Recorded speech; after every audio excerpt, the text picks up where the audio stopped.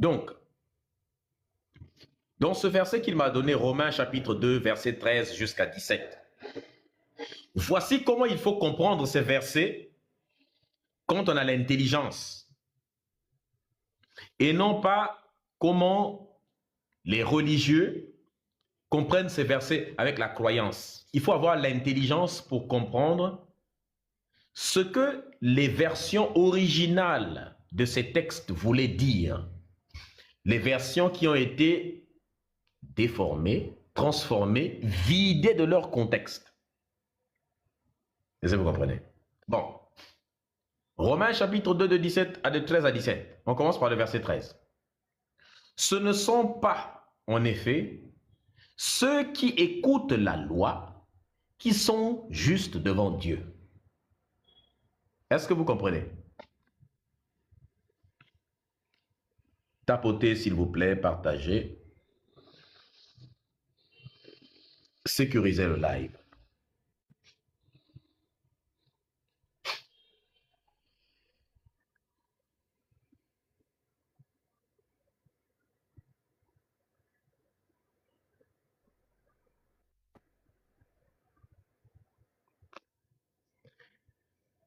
Dans le verset 10, on dit ceci. Gloire, honneur, paix pour quiconque fait le bien, virgule, pour le juif, premièrement, puis pour le grec. Ce qui m'étonne, c'est que les Africains lisent ce genre de verset et puis ça ne les dérange pas. On dit pour le juif, premièrement, et pour le grec, puis pour le grec. Puis ça veut dire ensuite pour le grec. Bon, parmi tous ceux qui sont sur ce live-là, qui est grec et puis qui est juif? Les Africains qui lisent là, ils ne sont ni grecs ni juifs. Maintenant, il y a un truc que je ne comprends pas. Vous n'êtes ni grec ni juif. Et c'est vous qui vous aliénez dans ça. On a dit premièrement pour le juif.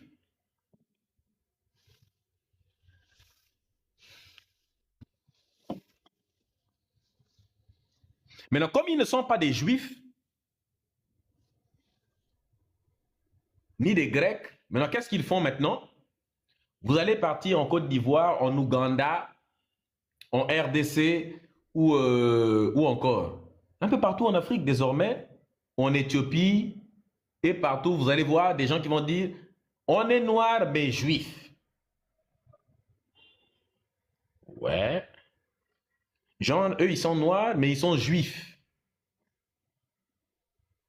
C'est comme je disais, je suis homme mais femme. Est-ce que tu comprends? Et donc, comme on parle des juifs dans ces versets-là et qu'eux, ils sont noirs, alors ils se fabriquent une judéité. C'est comme ça qu'on voit apparaître des juifs noirs, des arabes noirs, des grecs noirs bientôt. Parce qu'il y en a qui sont aliénés. J'ai vu des grecs noirs aussi. Ce n'est pas une blague, hein, c'est la vérité. Notre peuple est tellement aliéné qu'il y en a. Alors, les grecs noirs, c'est qui? C'est des noirs qui sont tellement love de la philosophie. Vous savez, les jeunes à qui on a enseigné la philosophie à l'école, avec Platon, n'est-ce pas, Aristote, tout ça là, vu que c'est des Grecs, vu que ces aliénés ne savent pas que la philosophie elle-même est d'origine africaine et qui ne savent pas que les Thalès et toutes ces personnes, les Pythagore, les Platon ont été enseignés en Égypte antique, ils ne savent pas que la philosophie est d'origine africaine. Alors ces aliénés pensent, puisqu'il est enseigné à l'école, nous tous on nous enseigne à l'école que la philosophie est d'origine grecque. Est-ce que vous voyez un peu, non? Comme des aliénés comme, comment il s'appelle, Léopold Sédar Senghor disait, l'émotion est N-E-G-R-E, alors que la raison est Hélène. Des phrases bêtes que Cheikh Anta Diop a violemment critiquées dans Nation Agriculture. Pour ceux qui, je vous ai souvent lu ça ici. C'est pour dire quoi? C'est pour dire que il faut être lucide. et ne pas suivre ses aliénés. Donc, certains aliénés qui ont la parole se prennent pour des Grecs noirs. Donc, c'est ça le problème. Mais quand un peuple n'est pas suffisamment ancré dans sa culture et dans sa tradition, ce peuple devient un bateau sans gouvernail. Hein? Comme diraient les Congolais, voiture sans moteur. Voiture sans moteur. Et donc, ils deviennent comme un bateau sans gouvernail, comme j'ai l'habitude de dire, hein, qui est à la merci du vent. Et si tu sais souffler le vent un peu fort, tu peux lui donner une direction. Il suffit de maîtriser la direction du vent. Et c'est comme ça qu'ils sont devenus les Noirs. Ils sont là, il suffit de souffler fort sur leur voile pour leur faire changer de cap. Donc, ils disent ici, donc, honneur, paix, ainsi de suite, pour quiconque fait le bien, pour le juif premièrement et pour le grec. Bon, on a dit le juif et le grec, on n'a même pas mentionné les autres. Ça veut dire que vous, les Noirs, vous venez même à la millième position. Verset 11. Car devant Dieu, il n'y a point d'acceptation de personne. Verset 12. Tous ceux qui ont péché sans la loi périront aussi sans la loi. Alors, c'est un verset complètement débile, hein? Tous ceux qui ont péché sans la loi périront aussi sans la loi. Et tous ceux qui ont péché avec la loi seront jugés par la loi. Alors, c'est l'un des versets les plus débiles de la Bible. Je vous explique pourquoi. La loi, c'est quoi? Tout le corpus, en général, de l'Ancien Testament avec les 10 commandements où Dieu dit voici ce qu'il faut faire, voici ce qu'il ne faut pas faire, tu ne tueras point, tu ne feras pas ça, ainsi de suite. C'est Romains chapitre 2, versets 10 et 17, jusqu'à 17. Alors, ce qui nous intéresse le plus, c'est du verset 13 au verset 17. Tous ceux qui ont péché sans la loi. Bon, normalement, on ne peut pas pécher sans la loi. Parce que quand il n'y a pas de loi, il n'y a pas de péché. Parce qu'il n'existe de péché que s'il y a la loi. Je m'explique. Il n'y a de crime que s'il y a une loi dans un pays, un code pénal qui dit ceci c'est le viol, c'est condamné de telle année de prison, ceci c'est l'adultère, ceci c'est la contravention, le délit, c'est puni de ça, le vol est puni. En droit, il existe une loi qui dit ceci. Tout ce qui n'est pas légiféré est d'office autorisé. Tout ce qui n'est pas interdit est autorisé par avance. Est-ce que vous comprenez? Ça veut dire que si toi, aujourd'hui, par exemple, tu... admettons, tu fais un truc, par exemple. Peu importe ce que c'est. Tu pirates le site internet de Medusa. À l'époque où Internet n'existait pas, il n'y avait aucune loi qui interdisait de pirater un site internet. Donc, il y avait ce qu'on appelle un vide juridique. Les gens parmi vous, qui a fait les études de droit ici, là, dans les commentaires? Dans les commentaires, qui a fait les études de droit? Droit. Où sont les filles qui ont fait les études de droit dans les commentaires, qui, quand leur copain ou leur mari leur dit s'il te plaît, retourne la fesse un peu à droite, comme ça, je vais bien niasse. Toi, tu dis, en fonction de l'usufruit, tu vois, hein, en fonction de la, tu vois un peu l'usufruit, comment on appelle ça? Ils ont des termes juridiques bizarres, là. Hein? Que non, en fonction de l'usufruit, de l'aliénation des biens non négligeables, n'est-ce pas? L'article 111 du code de la déontologie de la femme, du code du droit de la femme a dit que l'homme doit, c'est pas, être dans une position non nulle. Bref, vous connaissez le jargon juridique là. Et donc, le mari dit, mais conclusion, ça veut dire quoi tout ça là? Et là, ça veut dire que tu n'as pas le droit de me demander de décarter la fesse. Résultat, divorce. Bon, maintenant, vous êtes pour les filles en question qui ont fait les études de droit dans les commentaires. Hein, au regard, n'est-ce pas, du code du code de la famille, hein, au regard de la convention internationale stipulant la non-pliabilité de la cuisse d'une femme sans le consentement express, n'est-ce pas, autorisé par la loi alinéa 4, verset 6, le mari est déjà parti au salon. Entre-temps. Entendu que le mari est déjà au salon. Bon, vous êtes où les filles en question là, qui nous terrorisent au lit là avec vos articles de loi? Donc, vous voyez un peu, non? Les conventions de Genève. Oui, comme disait Dieudonné, les conventions de Genève s'arrêtent dans le canton de Genève. D'accord, Dieu me dit ça. Écoute d'abord toi aussi. D'accord, ok. Donc, est-ce que vous comprenez? Donc, ça veut dire quoi? Donc, reprenons. Médusa, tu fais du monologue. En fait, prophète Moïse Ouattara, toi, tu t'es monté ici la dernière fois. Tu t'es monté déjà 2 fois. Tu as subi 2 PLS. Bon. Tu pourras monter, mais attends quand il va finir, après, il faut faire ta demande, tu verras. À chaque fois. Tu ne comprends pas.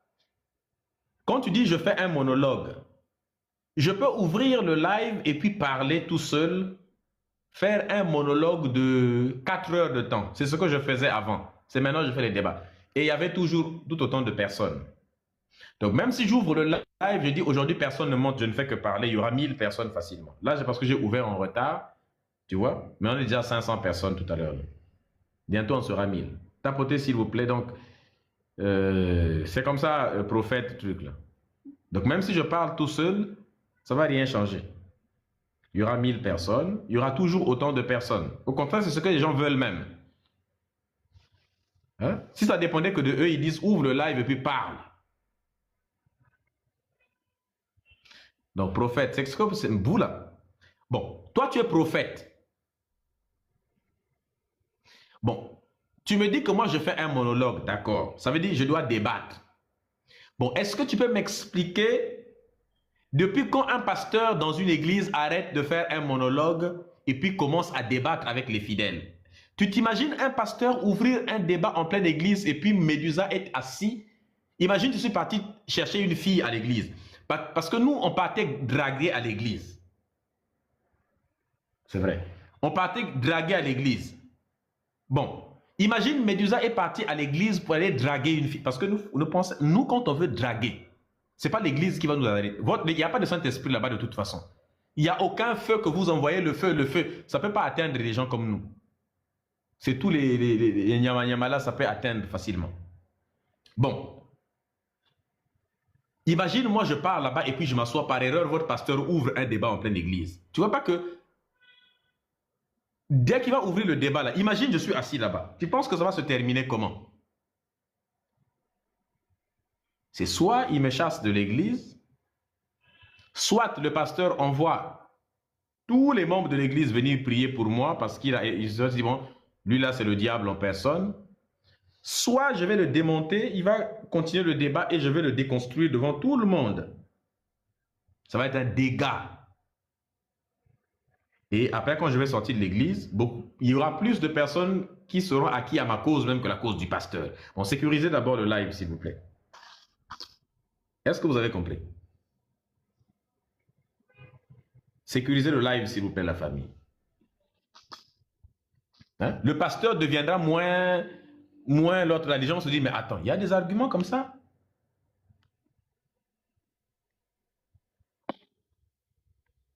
Éternel Médusa, délivre les religieux d'aliénation.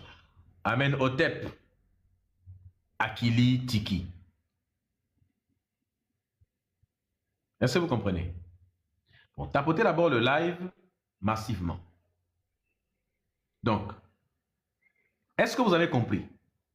Donc, c'est pour dire quoi?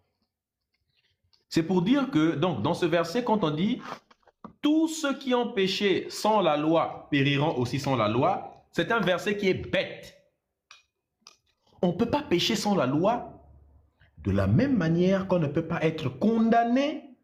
On ne peut pas, il n'y a pas de crime s'il n'y a pas la loi. Il y a des zones qu'on appelle les zones de non-droit. Les zones de non-droit, c'est les zones où la loi n'existe pas. Bon, il n'y a pas de loi. Ça veut dire que tout est permis. Mais si tout est permis, comment tu peux me condamner en fonction du fait que tout est permis? Est-ce que vous comprenez pourquoi le verset 12 de Romains chapitre 2 est un verset qui est complètement ridicule. Mais quand tu es croyant, tu ne peux pas comprendre que c'est ridicule parce que ton cerveau lui-même est déjà ridicule. Est-ce que vous comprenez? Tous ceux qui ont péché sans la loi périront aussi sans la loi. On ne peut pas périr sans la loi. Donc, si tu es religieux, relis ce verset et puis tu vas te dire, mais en fait, il a raison. On ne peut pas périr sans la loi. Parce que pas de loi, pas de péché. Je donne un exemple. Vous, votre Dieu n'est jamais parti voir les Indiens d'Amérique à l'époque. Votre Dieu n'est pas parti voir les Africains avant la colonisation. Bon, comment tu peux juger les Indiens d'Amérique qui sont morts alors que le mec, il est né, il a grandi et il est mort, il ne t'a pas connu toi, le Dieu d'Israël. Tu vas le juger comment? Problème. Vos ancêtres africains seront jugés comment? Question. Et il continue le verset en disant, « Et tous ceux qui ont péché avec la loi seront jugés par la loi. » C'est normal. Tu veux qu'ils soient jugés par quoi d'autre? À quoi sert une loi? Même cette phrase est une phrase ridicule. Ceux qui ont péché avec la loi seront jugés par la loi. Bah, c'est-à-dire que quand tu as fait descendre une loi, c'est pour juger les gens. Donc, tu veux que les gens soient jugés sans... Mais du coup, c'est bête parce que quand tu dis ceux qui ont commis des péchés sous la loi seront jugés par la loi, bah, d'office, cette phrase signifie que ceux qui n'ont pas eu la loi ne peuvent pas être jugés par la loi. Et donc, ils ne peuvent pas être jugés tout court. Puisqu'il n'y a pas de loi pour juger, il faut une loi. Donc, la première phrase qui dit « Tous ceux qui ont péché sans la loi périront par la loi » est nulle. Mais quand on a le cerveau calfaté par des versets bibliques, on ne peut pas comprendre ça. Ils ne font pas attention. En général, ils passent sur ce genre de versets. Bon, verset 13. « Ce ne sont pas, en effet, ceux qui écoutent la loi qui sont justes devant Dieu. » Alors là, ça c'est très intéressant. Virgule. Mais ce sont ceux qui la mettent en pratique qui seront justifiés. Alors, je vous explique ce que cette phrase veut dire. C'est là-bas où on était avant. Ce ne sont pas, en effet, ceux qui écoutent la loi qui sont justes devant Dieu. Ça veut dire quoi? Ça veut dire, ce ne sont pas les religieux qui partent à l'église tous les jours, qui écoutent les choses ou qui lisent la Bible, qui sont des gens bons. Parce que quand ils disent juste devant Dieu, or Dieu, ça veut dire la nature, et la nature, c'est toi, c'est elle, c'est lui, c'est les animaux, c'est l'environnement, la nature. Donc, être quelqu'un de bien, c'est agir de manière juste envers la nature, c'est-à-dire envers les autres êtres humains et l'environnement. Or, les ancêtres africains, dans les lois de la Mahat, il est écrit depuis l'Égypte antique, avant que le peuple juif n'existe, avant que vos Bibles ne soient écrites, il y avait déjà écrit les 42 lois de la Mahat. Vous n'avez que 10 commandements. Nous, on avait 42 lois de la Mahat en Afrique. C'est le premier texte, le premier code écrit qui régit les comportements des êtres humains. Il y a écrit, tu ne prendras pas la femme de l'autre, tu ne voleras pas. Non, c'est même pas tu ne voleras pas. Il y a écrit, je n'ai pas volé. Je n'ai pas niasse la femme de l'autre. Je n'ai pas pollué la nature. Est-ce que vous comprenez? Je n'ai pas pollué la nature. Est-ce que vous comprenez? Je n'ai pas pollué la nature. Je n'ai pas enlevé la vie de quelqu'un. Je n'ai pas, ainsi de suite. Il y a beaucoup. Alors, qu'est-ce que ça veut dire tout ça? Je n'ai pas fraudé. Même la fraude est interdite là-bas. Mais ça veut dire quoi? Quand on dit que non, je n'ai pas trompé de mesure, ça veut dire je n'ai pas fraudé. Bon, avant votre Bible, nous, on avait 42 lois qui disaient ça. Alors, je n'ai pas fraudé. Et nous, on ne disait pas, tu ne voleras pas, mais on disait, je n'ai pas volé. Pourquoi? Parce que il ne s'agit pas de te donner des ordres pour te dire, toi, tu ne voleras pas. Il s'agit pas de ça. Il s'agit d'interpeller ta conscience. Est-ce que tu comprends? Il s'agit d'interpeller ta propre conscience pour te dire, quand tu dis, je n'ai pas volé. Si tu mens, tu es toi-même devant ta propre conscience.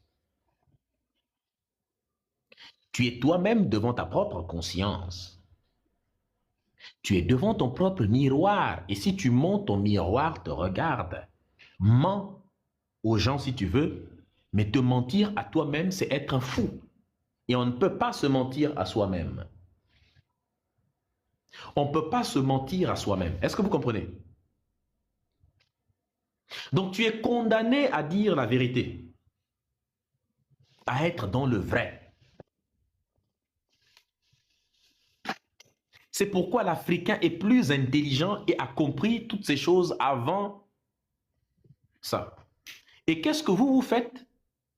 Vous laissez la tradition et la culture africaine, qui était super intelligente, pour aller épouser des idéologies complètement ridicules à l'extérieur, apportées par des peuples qui sont nos enfants, c'est-à-dire les Juifs, les Arabes, ainsi de suite.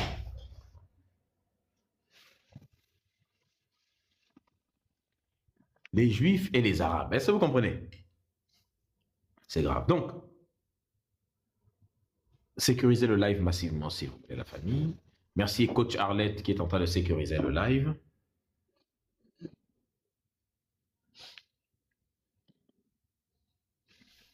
Donc, est-ce que vous comprenez? Donc, il y a écrit, ce ne sont pas en effet ceux qui écoutent la loi qui sont justes devant Dieu. C'est ça que ça veut dire. Les gens qui sont justes devant Dieu, ce ne sont pas les gens qui font partie des religions et qui suivent des lois écrites par un Dieu. C'est complètement con. Mais écoutez la suite. Mais ce sont ceux qui la mettent en pratique qui seront justifiés. Ça veut dire, il est mieux d'avoir un kémite, un non-croyant dans les religions bêtes, qui aide les autres, qui se comporte bien, sans croire en Dieu, Dieu des religieux, sans suivre la Bible ni le Coran, mais qui a un bon comportement. Il est préférable à un religieux qui parle de son Dieu matin, midi et soir, mais qui a des mauvais comportements. Combien de religieux battent leurs femmes? Combien de filles religieuses ont niasse toute la journée? Hein? Oh non, alléluia, il guérit les malades et ressuscite les morts. À midi, tu es dans la chambre de Médusa avec les jambes écartées, pliées en trois. En train de crier le nom de Jésus en plus. C'est ça que je ne comprends pas. Oh Jésus, oh Jésus. Mais comment ça, oh Jésus, tu es en train de commettre la fornication? Je ne comprends pas. Et en plus, on a la chambre d'un kémite en plus. En train de niasse. En train de crier le nom de Jésus en plein acte. Bon, ceux qui ont déjà niasse, les religieux savent. Hein? Les filles musulmanes, dès que tu niasses, si tu as touché le col de l'utérus, boum, dès qu'elle a un peu mal, elle dit, hé Allah, Doucement, Médusa. Là, je ferme la bouche, je me dis, ah, en principe, parce qu'il y a des fois aussi quand tu es trop intelligent, il ne faut pas parler. Tu dis, mais en principe, elle veut le dire et Allah. Mais en principe,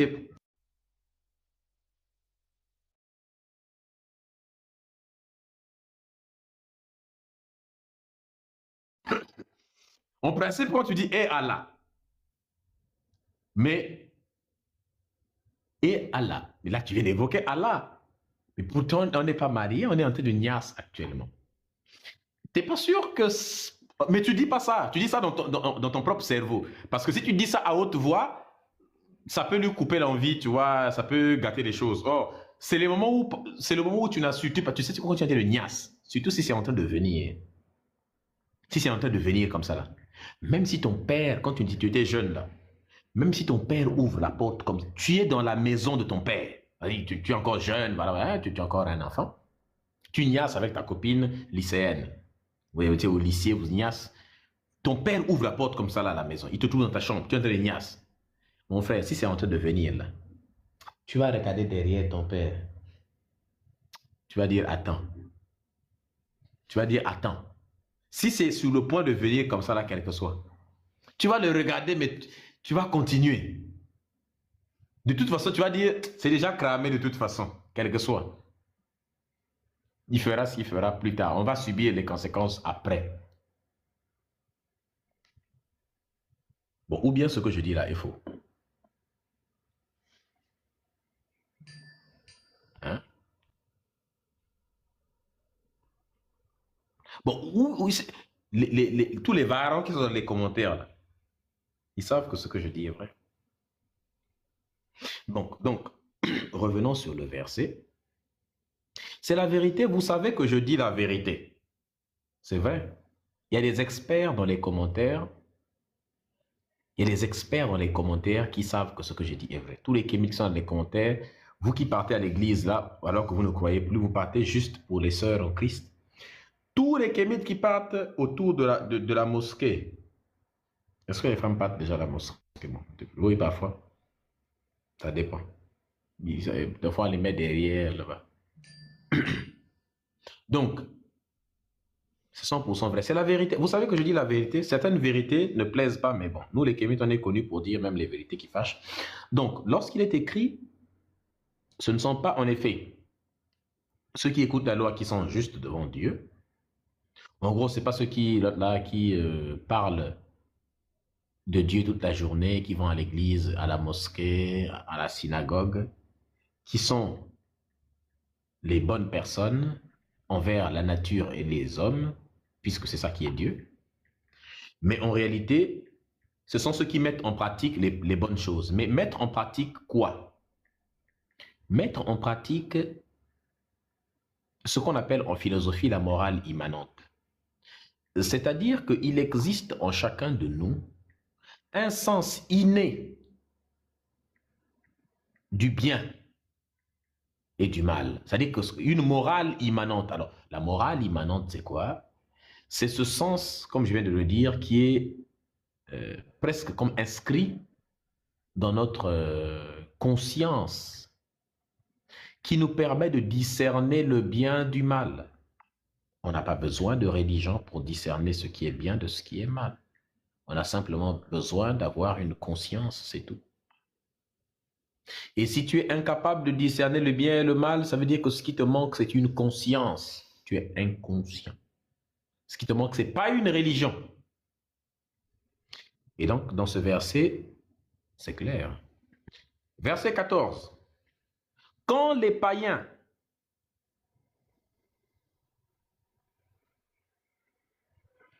qui n'ont point la loi, on parle de nous et de vous tous qui êtes dans les commentaires, là, écoutez ce verset, il est très intéressant.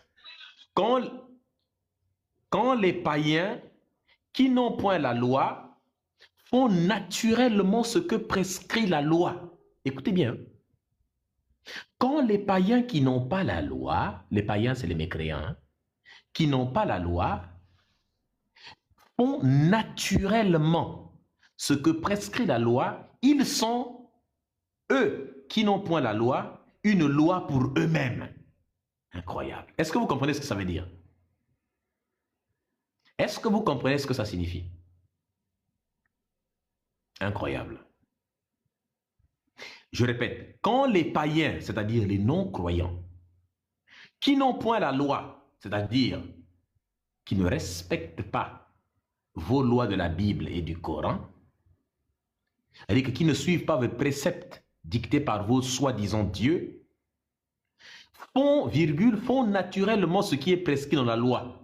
Ça veut dire que sans avoir besoin, la Bible même reconnaît que ce que Médusa dit tous les jours est vrai. C'est-à-dire que il existe des individus comme Médusa qui n'ont pas besoin de la loi, c'est-à-dire de la Bible, de la parole de Dieu, pour savoir ce qui est bien et ce qui est mauvais. Donc même la Bible reconnaît que, et ils disent qu'ils font naturellement ce que prescrit la loi. Donc la Bible est en train d'avouer ici là qu'il existe deux types de personnes. Un, ceux qui sont abrutis et qui ont besoin d'une loi pour savoir distinguer ce qui est bien de ce qui est mal. Et deux, ceux qui n'ont pas besoin de loi pour discerner le bien du mal. Et quand ils n'ont pas besoin de loi, alors comment la loi leur vient? Eh bien, la Bible dit, ils font naturellement ce qui est prescrit dans la loi. Comme vient de le dire Nouvelle Ère dans les commentaires, donc la religion est inutile. Exactement. Voici comment la Bible avoue elle-même que la religion est inutile, puisqu'elle dit, il existe des personnes qui ont naturellement la loi en eux. Nous sommes dans le verset 14 de Romains chapitre 2. Romains chapitre 2, n'est-ce pas? Nous sommes dans le verset 14, donc du verset 13 au verset jusqu'à 16. On est dans le verset 14. Est-ce que vous comprenez? Maintenant, dites-moi dans les commentaires. Qui dans les commentaires a naturellement la loi en lui? C'est-à-dire, il faut entendre par la loi ici ce qu'on appelle la morale. C'est ça, c'est la morale. La loi, c'est l'ensemble de tout ce qui est jugé comme bien, la capacité de discerner le bien et le mal.